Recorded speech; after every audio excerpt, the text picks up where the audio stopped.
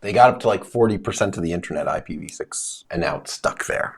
GitHub doesn't work on IPv6. What happened to IPv5? Kevin, why is there no IPv5? IPv5, there was originally a protocol being developed, originally called the Internet Stream Protocol, and they took over the version field and used it. Eventually, we're using it as version 5. Didn't actually end up panning out, so they're doing a bunch of development on it, and they came up with a bunch of features that they wanted to have, but it never ended up being widely adopted. So when it came time to develop the next version of IP, they didn't want to have any potential conflicts with this protocol, so they jumped to IPv6. So there is no existing IPv5 out there in use. It was this vision around using the internet to make calls. In Stream Protocol, or ST for short, don't ask me.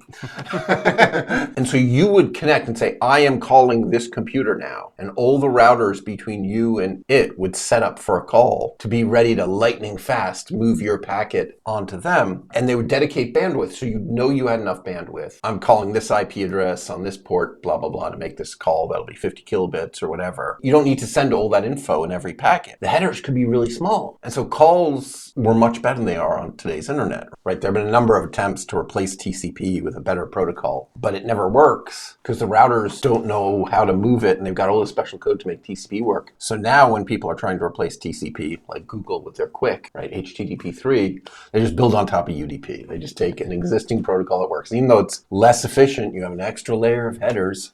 It works. The internet just becomes sort of ossified, right? You can't expect some new protocol to work, which is where IPv6 is having a lot of problems. Yeah. I think one of the big mistakes was their weird thing against NATs, right? So NATs are technology that largely came along in IPv4 because we were running out of IP addresses. Everyone in your house is actually sharing the one IP address on the internet that your home router has. So your house actually has one IP address, and everyone else has these private addresses, and they're being NATed by your router, so they're all using the one IP address. A bunch of the people behind IPv6 made the strong stance that you don't need NAT with IPv6, and therefore they weren't going to support it. But it turned out to be a really important security thing. People on the outside don't know your real IP address. They can't connect straight to your computer because they end up just hitting your router. So if you've secured your router, you're halfway to secure. That stops gazillions of attacks a day. Yeah, and you look at some of these big companies that have these huge local networks and everything. You want to be able to isolate that and manage that with whatever IP space you want to use and not have to map everything out to the internet.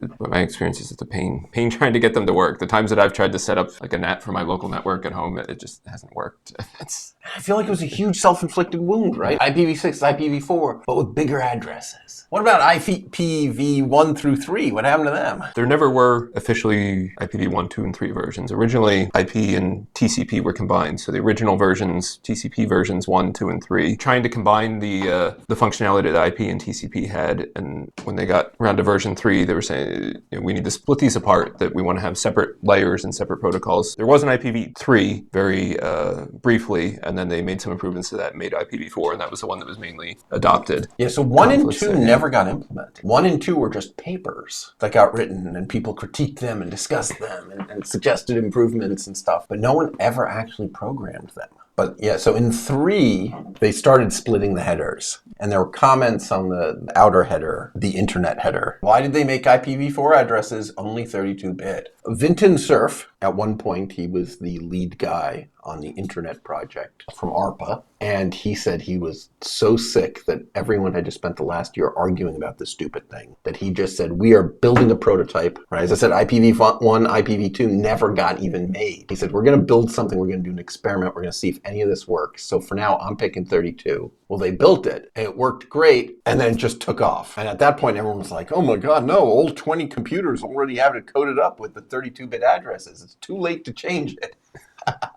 Nobody ever decided that it should be 32-bit. All right. I think we're calling it. Thank you, everybody. We will be back same time next week, 10 a.m. Eastern, Wednesday. See you all online.